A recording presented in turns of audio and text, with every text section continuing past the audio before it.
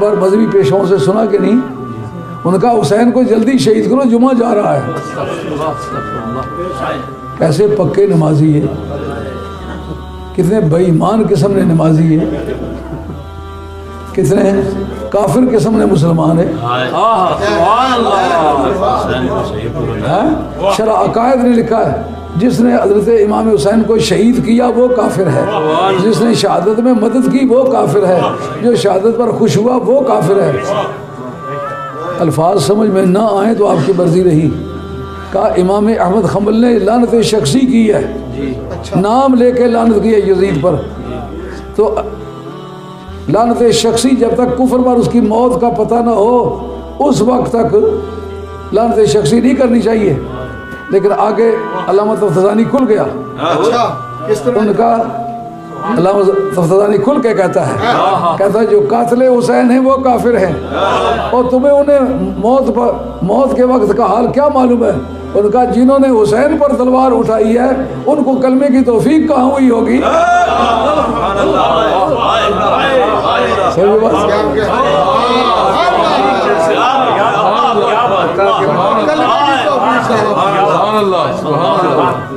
लोग उसको जन्नती कहने के पीछे फिर रहे हैं। अल्लामा हज़ारवी रहमतुल्लाह अलैह से कहा गया कि जनाब आप यजीद को काफिर कहते हैं।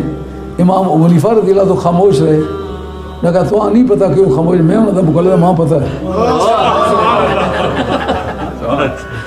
मैंने कहा वो क्यों खामोश रहे? कुफर दी भी एक हद होती है, ईमान दी भी एक हद होती है। वो कुफर और ईमान दियाँ दो ही सरदा पार कर गया सी, इस बात है इमाम अबू हनीफा चुप रहे। मैं आखा आखं के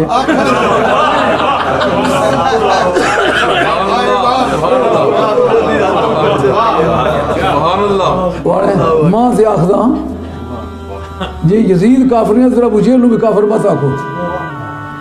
अबू जेहल ने जितनी चोटा मारियां सरकार ने बदन पर मारियां, यजीद ने जी मारी सरकार ने दिल पर मारी। बदन में चोटा मारने वाला काफिर है। इल्म के तराजू पर तोलो इस बात को। आपकी शामी मौलाना, आप इल्मी घराने के साहबजादे हैं। मौलाना आप भी बड़े फाजिल आदमी हैं। मौला मुफ्ती सैफुद्दीन साहब ने आपसे किताबें पढ़ी है ना, मौलाना बरी वाले बड़े फाजिल आदमी हैं। हमारी शामी ने लिखा है कि नबी पाक अलैहिस्सलाम के नालेने पाक का तस्मा टूट गया हो, उस टूटे हुए तस्मे की बेअदबी करे तो काफिर है। नालेन है, उसका तस्मा है, पुराने होने की वजह से टूट गया है, उस टूटे हुए तस्मे की बेअदबी करे तो काफिर है। मैं पूछता हूँ अगर जूते के तस्मे की बेअदबी करे तो काफिर है, दोषे रसूल के शाह सवार की बेअदबी करे तो फिर वो क्या कह रहे? इमाम जलालुद्दीन सयूती आपकी तारीखुल खुलफा जंग हर्रा का चैप्टर सन 61 में तो करबलाशी वाला वाक़या पेश है, सन 63 में ये जंग हर्रा पेश आया।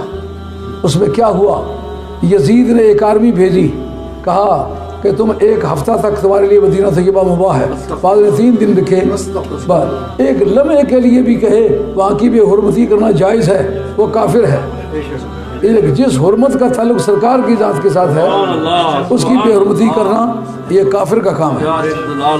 तो 1000 नौजवान कमारी बच्चियों के साथ बदकारी की, 1000 की 1000 प्रेग्नेंट हुई। मुद्दत मुअय्यना के बाद 1000 बच्चे नाजायज़ पैदा हुए। मदीना तैयबा में यजीद ने उनको ये बात मुहैया की, इसकी इजाज़त उसने दी। सरकार ने फरमाया मन अखाफ़ आलल मदीनत अखाफ़हुल्लाह लानतुल्लाह अलैहि वल मलाइकत वन नास अजमाइन। जो आदमी आले मदीना को डराए, अल्लाह उसको डराए, उस पर अल्लाह की भी लानत है, फरिश्तों की भी लानत है, तमाम इंसानों की भी लानत है। पता है उसके लिए क्या फरेब खड़ा है इन्होंने?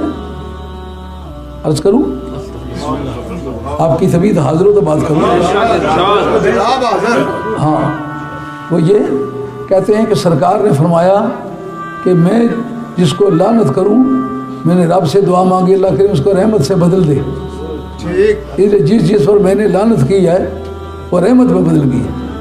ये फैब्रिकेट हुई है ये हदीस यजीदियों की तरफ से। वगरना मैं पूछता हूँ, जो सरकार ने फरमाया कि मन सब्बा असहाबी लानतुल्लाह अलैहि वल मलाइकते वन नास अजमईन, जो मेरे सहाबी को गाली दे उस पर खुदा की भी लानत है, उसके रसूल की भी लानत है, फरिश्तों की भी और तमाम इंसानों की भी लानत है।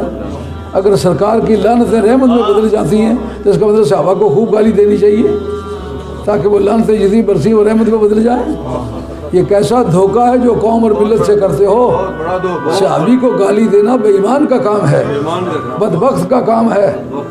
आले मदीना को सताना और मुबाह समझना और मस्जिद नबी की बेहुरमती को जायज़ समझना, उस पर तमाम मुअर्रिखीन ने लिखा है, सयूती ने लिखा है, इब्न हजर मक्की ने लिखा है सवाए के बोर के अंदर कि जंगल के दरिंदों ने आकर के सरकार के मेंबर पर पेशाब किया, मस्जिद नबी में घोड़े बांधे गए।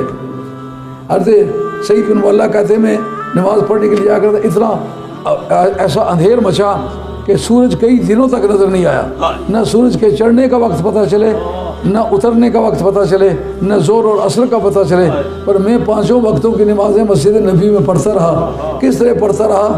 जाकर के सरकार की कब्र शरीफ के पास हाज़िरी देता रहा। अज़ान में से आवाज़ आती रही, अज़ान की भी, इकामत की भी और जमात की भी, तो मैं उस जगह खड़े होकर मैं भी वक्त पर नमाज़ पढ़ता था। यानी कब्र शरीफ की अज़ान और इकामत के ज़रिए से वक्त का पता चलता था। और वो ग़ज़ब इलाही की वजह से पूरी फ़ज़ा बदल गई और उसमें इतनी बेहुरमती की कि 700 अफराद शहीद हुए, जिनमें अक्सरियत सहाबा की थी। इतने सहाबा के कत्ल आम को वबा करार दे, मदीना तैयबा की कवारियों की इस्मत को लुटाए। फिर यही बात अभी ख़त्म नहीं होने पाई थी कि सन 64 में उसने मक्के शरीफ पर हमला करा दिया। काबा शरीफ को गिराने के लिए उसने मंजनीक़ नस्ब की और पथराव किया, और वो सींग मुबारक जो हज़रत इब्राहीम अलैहिस्सलाम के ज़माने के बतौर तबर्रुक के वहाँ टके हुए थे उनको जलाया, काबे शरीफ के पर्दे जलाए, काबे की इमारत गिराई और काबे शरीफ के गिरदा गिर्द लाशों के ढेर लग गए। ये सारे काम यजीद ने किए। इसके बावजूद भी वो मुसलमान है तो फिर वो तुम्हारे साथ